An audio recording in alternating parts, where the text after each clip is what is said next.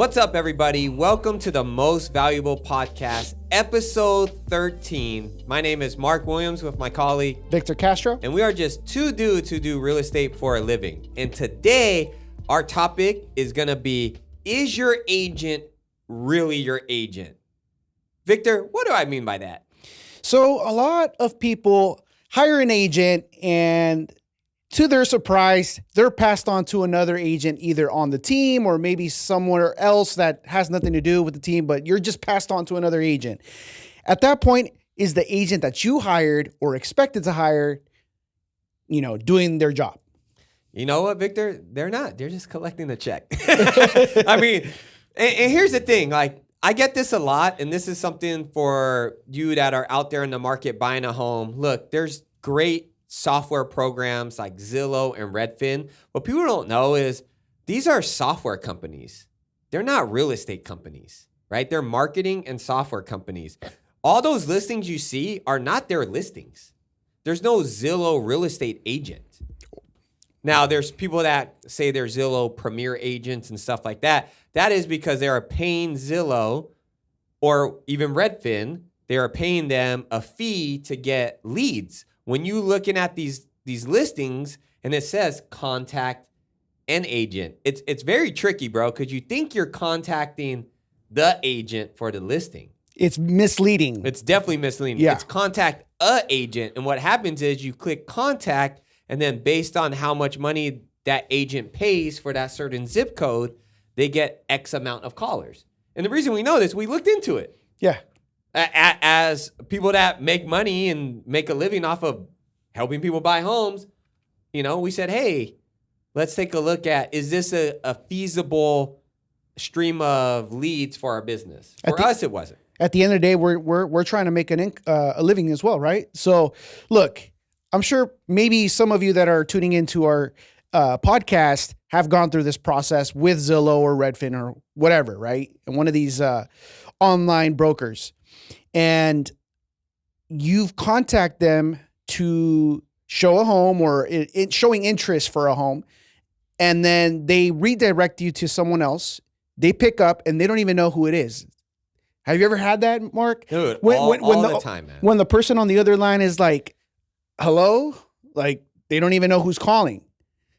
So if a person is doing that to you, expect that type of service with your home purchase. Yeah, and it's a tough pill. I actually applaud some of these agents that use Zillow or their Redfin partner to get these leads, because essentially they're trying to build rapport like within like a minute or two, right? Because if I'm just calling on this home and I think I'm calling the listing agent, and in fact, I'm not. I'm just calling some random agent that doesn't even know which home I'm looking at. That agent on the other phone has like 3 minutes to try to build some type of trust to win your business. Maybe possibly show you that home. Yeah. And then while they're showing you that home, they're trying to win your business. And now with the new NAR rules, in order to show the home, there's like contracts that have to be signed. So as a consumer, be careful and understand or ask for an explanation of what you're signing, because they have like temporary contracts that are specific just for that one property. They're like 1 day contracts. 1 day contract. So I would say sign that 1 day contract if you want to give this person a shot. I'm not hating on that type of business. I just want to say that. If that's your thing, hey, more power to you. Sign that 1 day contract, but be careful. Make sure you're not signing that 3-month contract. Because if you sign that 3-month contract, you might not like the person that shows you the home, and now you're stuck with them for 90 days. Yeah, because it's not going to be easy to cancel that contract unless there's some type of mutual agreement in between most of the time. Sometimes that agent might be cool and say, you know what, whatever, let's just cancel. But let's just be real. Most likely they won't make it easy for you. Yeah, and that's just one. So the topic, is your agent really your agent? So I just want to throw the most obvious one out there. If you're on Zillow, it's usually Zillow. Redfin agents are actually agents of Redfin. And sometimes you will actually contact that agent directly, but most of the time you're not. You're actually contacting a buyer agent of Redfin, and they are just like employees. So they just get paid hourly. They get small commissions based on the level of service they give you after the transaction. They have listing agents and buyer agents. So if you're seeing a listing by one of their people listing it, odds are you're going to work with a different agent to buy it, right? So that's the internet one. What we really wanted to talk about is when you reach out to, say, someone like me or Victor, and we do the initial consultation with you, right? You're calling me because you're seeing the business that I'm doing or Victor's doing, that MVP Real Estate's doing.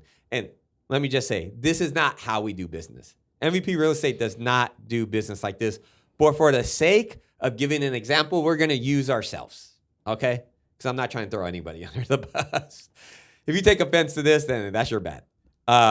So you call me or Victor because you saw one of our videos on Instagram and you're like, yeah, I want you guys to help me buy my home. And we're like, absolutely. When do you have time to talk? Then you give us a call, or we call you, and we have a quick consultation. Right, Victor? Right. That's how it goes, right? Then we may even meet you in person or via Zoom. So we'll put a face to the name. And then it's day one to go. You get pre-approved, and it's time to go out and look at homes. And it's not Mark or Victor. It's Alex. Right? So what do I mean by that, Victor? Like, what's the next step? How does that process actually look? So,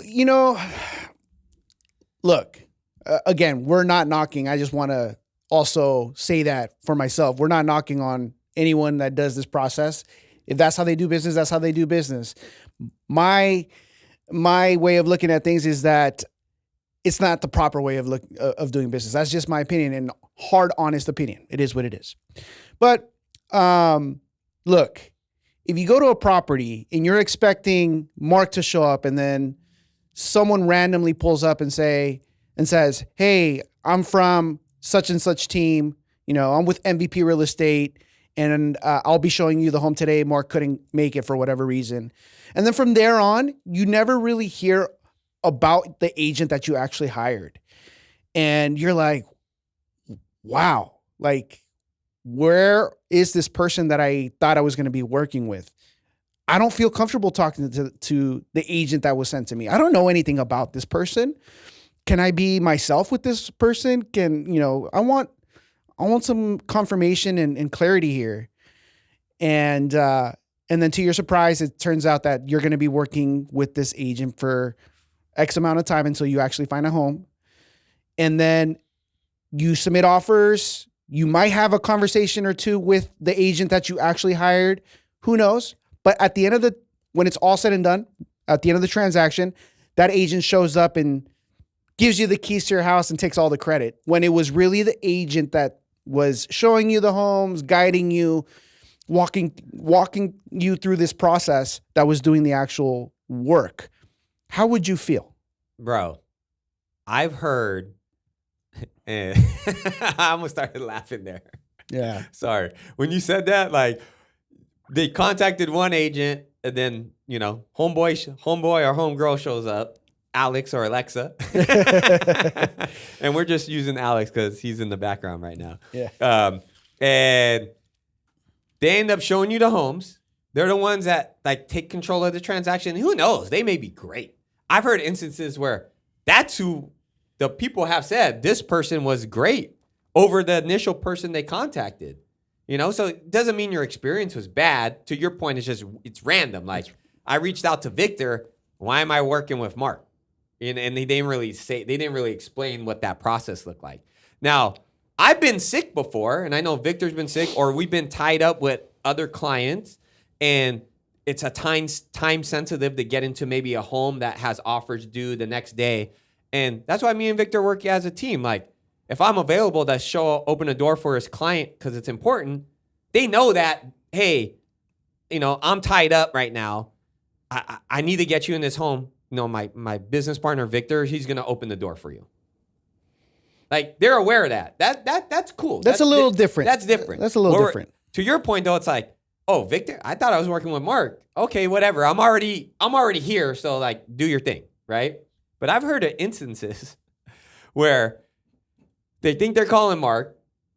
They end up working with Victor, and then Mark shows up on key day and doesn't even know the client's names. Doesn't even know what the client looks like. And the clients are right there waiting. First time ever meeting you. First time ever meeting you in person is to pretend, is to hand you the keys and, like you said, take the credit. Take all the glory of, oh, yeah, this is what we do. And it's not even this is what we do. This is what I did. This is what I did. And when in reality, we all know, guys, that they didn't do anything at all. They just collected the paycheck and took the credit for it. And your review is probably being asked to be written in their name. How would you feel about that? Yeah, that's pretty crazy, man. The thing I like using real world examples because, we're talking to an audience that, some of you may have experienced this, and some of you may be shopping for an agent to help you out right now, right? Or in the future. Real world experience. Let's just say you go to the dentist, right? And you're going to get cosmetic surgery. Remember, everyone's doing the veneers, right? So you go reach out and you go to, based on reviews, you're doing your research, and you go to the top veneer dentist in the area and you do the initial consultation with them. And then it's operation day. And you go in there and it's someone totally different. Yeah, but don't worry about it. He trained me or she trained me. I work in his office, so it should be the same thing. No, I'm paying for you, right? That's how you got to start thinking about things because you're paying, especially now, you could be on the hook for paying for that person's service. So if you're doing your due diligence as a consumer and you're doing research and all this, and then, like you said, it's like a bait and switch.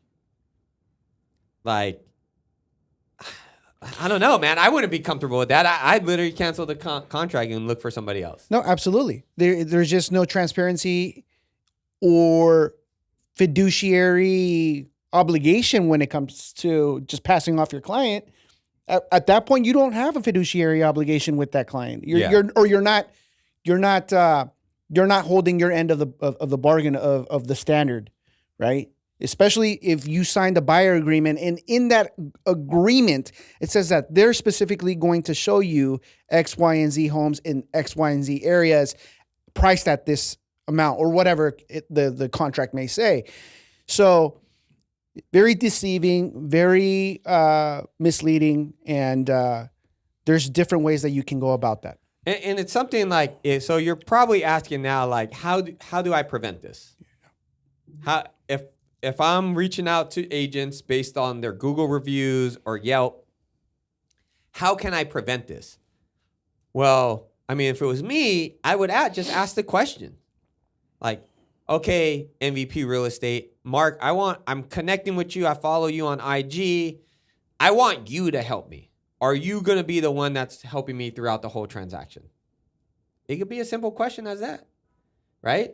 And if I say yes, and the minute it's somebody else helping you, then I'm not doing what you signed up to do with me. And you don't have a mutual agreement. You can cancel the contract. And in that contract, in that email of the cancellation, you're going to say, please cancel my contract because you said I was going to be only working with you. And I've already talked to 2 other people. In your team. On your team. That's not you. Yeah. That's not you. Look, we're a team. But if you want to work with Victor and Victor says, I'm going to help you, then the expectation is Victor's going to help you. I may be there just in case Victor's sick or something, but Victor's from point A to point Z. Right? That's who you're signed up for. And there's something also called agent acknowledgement, additional agent acknowledgement form where they can have you sign as long as you're okay and you're being presented, the black and white contract meaning and what's going to happen and you're okay with that. There's nothing being hidden and you're going to be working with another agent on the team and you're completely fine with that. Then that's different, right? But if it's presented to you a certain way, you should definitely question it. And if you don't feel comfortable moving forward with it, don't sign the agreement. Just don't. And you know what, Victor? You know what? This is what this podcast is about, right? It's our opinion. It's our knowledge. You're listening to us because we're 2 dudes who do real estate for a living, and we're giving you the ins and outs of real estate. And we're just keeping it real. Like that saying, keeping it real, right? Yeah. So let's give the consumer right now, Victor, let's spill the beans. Let's spill the beans on how these real estate teams operate. Let's just do it. Who cares, right? Let's do it. And we'll compare it to how. So let's talk about how they operate, and then we'll talk about how we operate. And if you're a real estate agent listening to this, we're not trashing the way you operate. We're just giving transparency to the consumer because that makes our business better. It's all about transparency in our business. Allowing our clients to make an educated decision on how they want to be helped not only allows for them to have a much enjoyable transaction, regardless of what route they go to, but it's also going to allow them to ensure that they're getting like the highest level of service.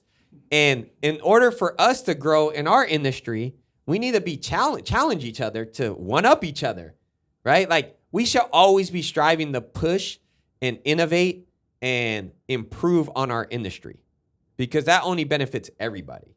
So by us informing and educating those that listen to our podcast, and hopefully, it starts reaching to the hundreds and thousands of people that like tune into this, like it's only going to make the real estate industry better.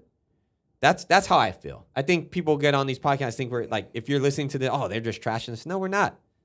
If you feel like it's being trashed, then you need to step your game up. Look, this is just how I see it. It's all about educating the client, the consumer, right? If you are out looking to, like he said, like look at different sources for something that you need to get, like veneers, like you mentioned, like an example, you would want to pick out the best option for you. So it's the same thing in our industry. Why wouldn't we want to educate the client about their different options so that they can make the best decisions for them? I don't think there's anything wrong with that. Yeah, and shameless plug, if you're in the San Francisco Bay Area, you want the best veneers, hit up my boy, Dr. Robert Soto. I've known the guy for many, many years, and he is the best in the industry, definitely in the Bay Area. Anyways, sidetrack. So let's talk about how these real estate teams are structured. So I'll jump in. I'll get into it. And Victor, please jump in and add as we go forward. So, so they're structured. So let's use. So you have the real estate agent that has the name for themselves, him or her, right? So I'll use myself. So Mark Williams, been in the industry for 20 years. I started off as a solo agent. I do business in Concord and Walnut Creek and Pleasant Hill. I'm helping, 50 families a year. And I've been doing this for several years. And it gets to the point where I need to start bringing people on to my team in order to be able to meet the demands of the clients that I'm helping, right? So the Google review, the team's name is the Williams Group or Mark Williams Real Estate Team. And you reach out, the Google reviews are talking about me, Mark. The deals are going under my name, Mark, right? So when you're searching me, you're seeing, dang, Mark has 200 reviews, 5-star reviews. Dang, I pulled up Mark's amount of sales on Zillow. In the last year, he did 100 deals. Dang, this dude he's the guy. I'm going to use him. So then you reach out to me. And I have some system where it's like, oh, new lead income, right? And I'm calling you. You might not even be talking to me. You might be talking to my assistant. My assistant on my IG or my phone is like, hey, we got your call. Schedule your appointment to talk with Mark. And you schedule that appointment. And you're talking to me, right? That's usually how it goes, right? You're talking to the lead person. Yes. So my job as the owner of the team is I'm just contacting these leads. Talk about the next step. We talk for 10, 15 minutes. And I tell you what the next step is. And then, boom, send you off to the lender to get pre-approved. Sounds about right? Sounds about right. Okay. Pre-approval goes through. and the lender, our preferred lender, calls us back and say, hey, these so-and-so clients, I probably forgot talking to you, right? Because I'm probably talking to a lot of people. Yeah, if you're doing 100, if you're 100 deals a year, you're probably talking to maybe 200 people. Yeah, your close rate more than that, especially on these type of teams, your close rate's probably like, if I had to estimate, your close rate's probably like at a good rate would probably be like a 30% close rate. So you got to talk to 3 times the amount of people. That is correct. So 300 plus yes. people. Okay, cool. Yeah. All right, sweet. So then the next call will probably be with me again. Hey, congratulations on your pre-approval, and you're approved for this amount. And, what cities and stuff are you looking in? And then, maybe we have another 10, 15-minute conversation. We hash out what cities are in your budget that you're comfortable with. And then I say, okay, perfect. I'm going to have a member on my team is going to be showing you the homes in these cities. This is their name. They'll be contacting you to schedule that. It's kind of how it works, right? Right. So if you paid attention to all that, look, how many steps did you take before being presented the fact that you were going to work with someone else? You already got pre-approved. You already got pre-approved. You already were bought into working with this individual. You spent all this time and effort, and then you get hit with a surprise that you're going to work with someone else. Yeah. Like, how about, for the sake of this role play, Victor, like, put yourself in the buyer, the consumer's shoes. What would be your reaction at that point in the state of the? I'm not important. Yeah. Should I trust this person? I'm disappointed. I wanted to work with him.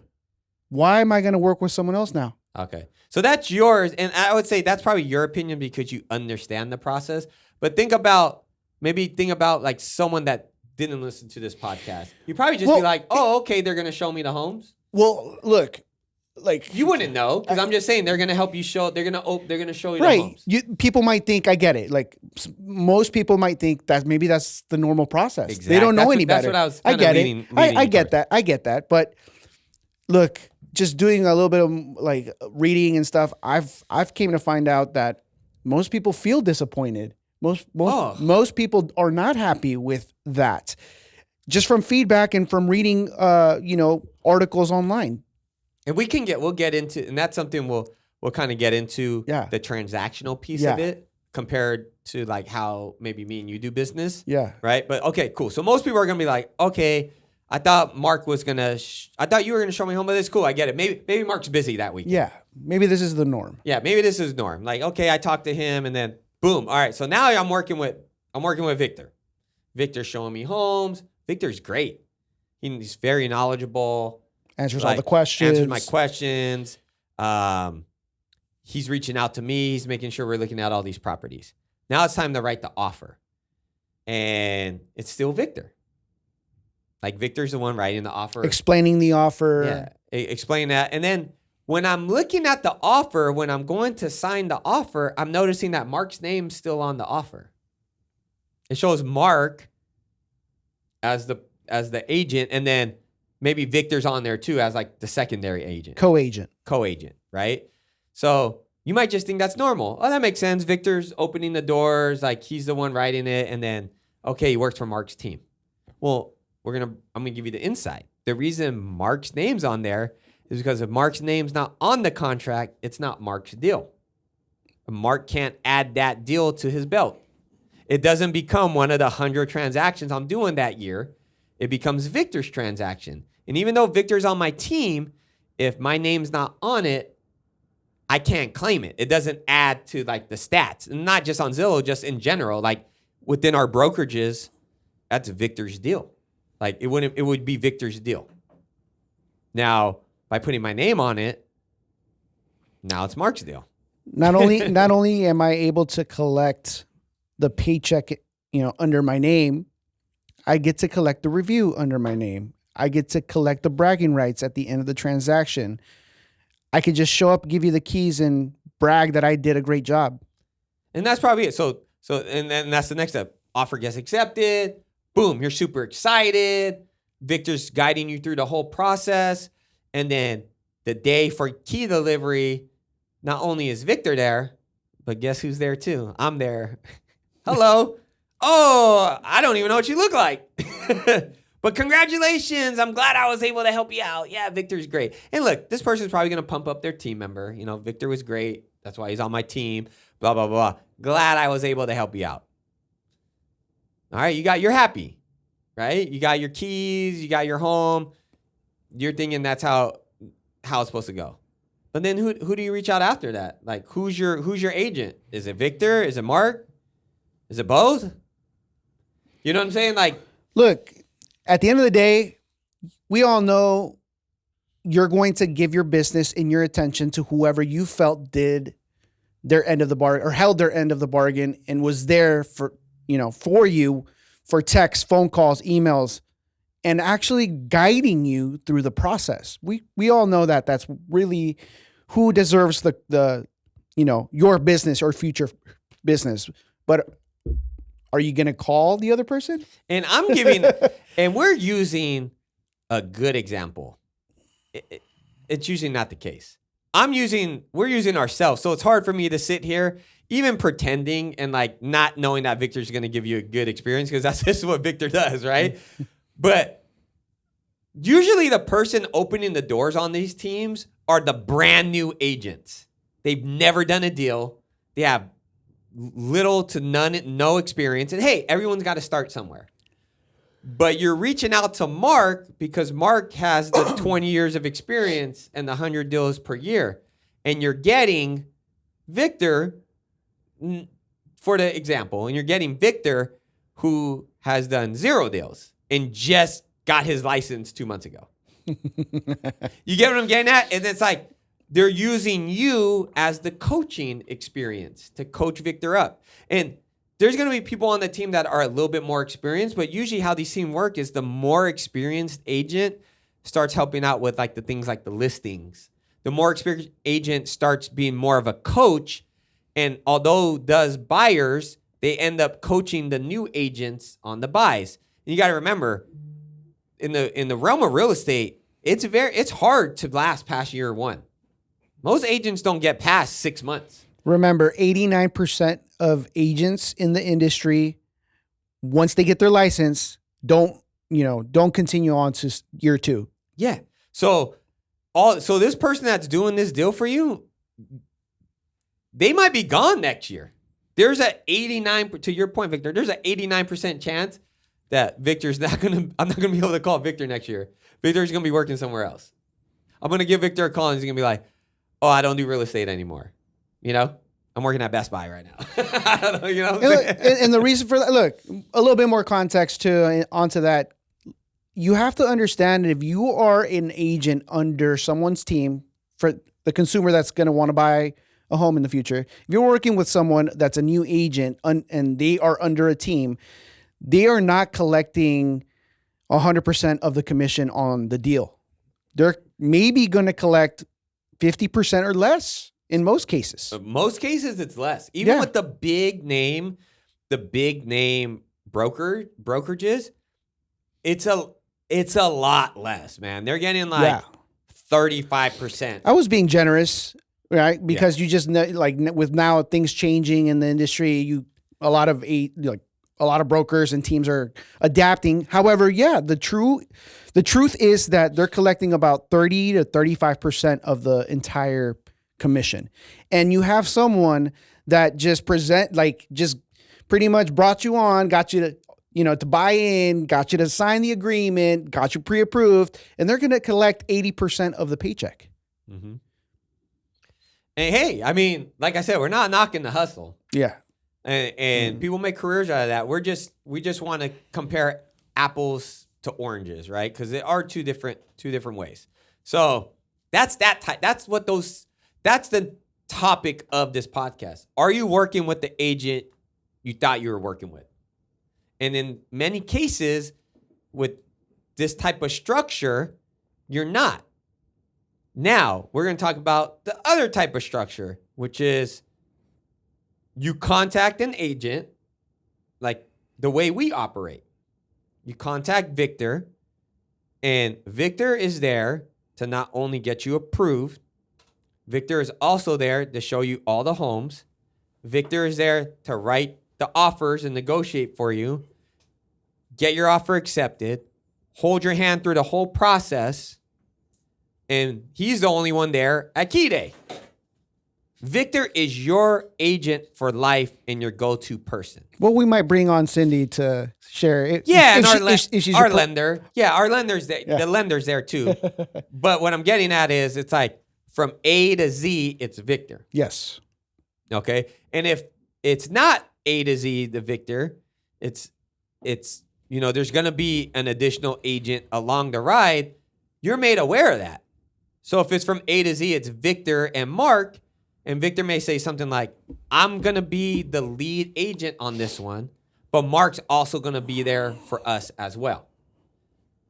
And then maybe Key Day, it's Victor and Mark. And you technically worked with both of us, but you knew that from day one.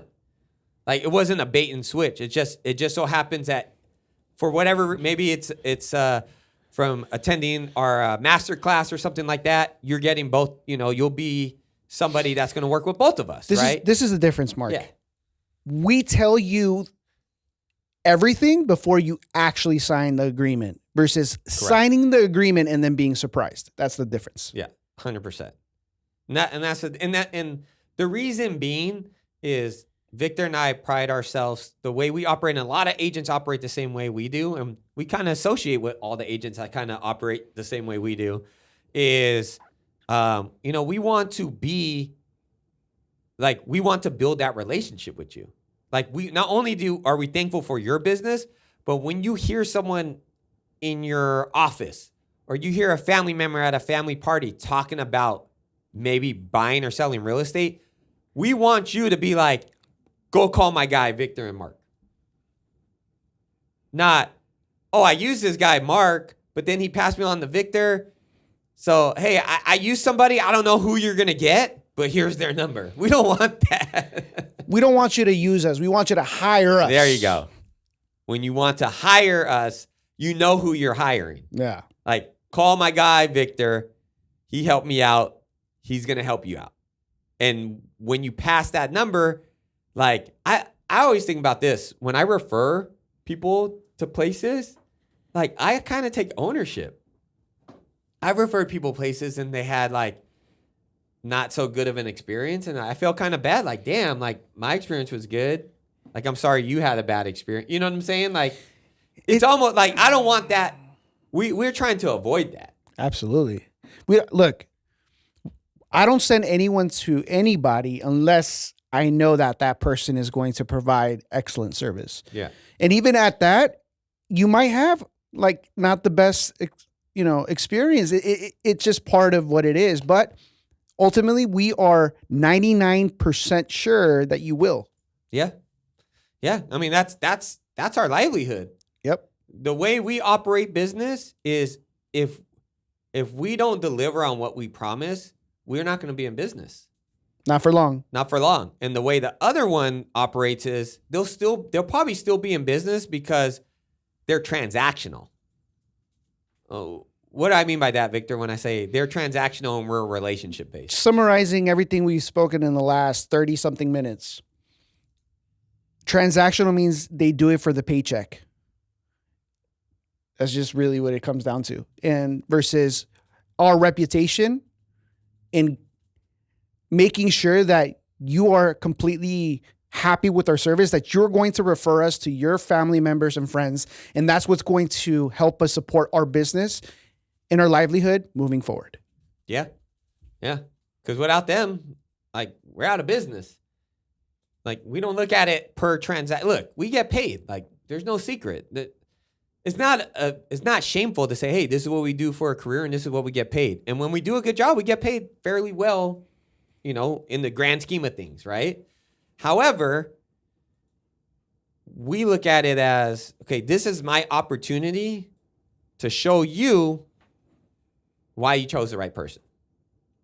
Where I feel the way we talked about, where it's, me generating leads and then passing it on to newer agents or people on my team, and they're the ones that really do it, is maybe I'm showcasing that I'm good at coaching people and you still had a decent experience.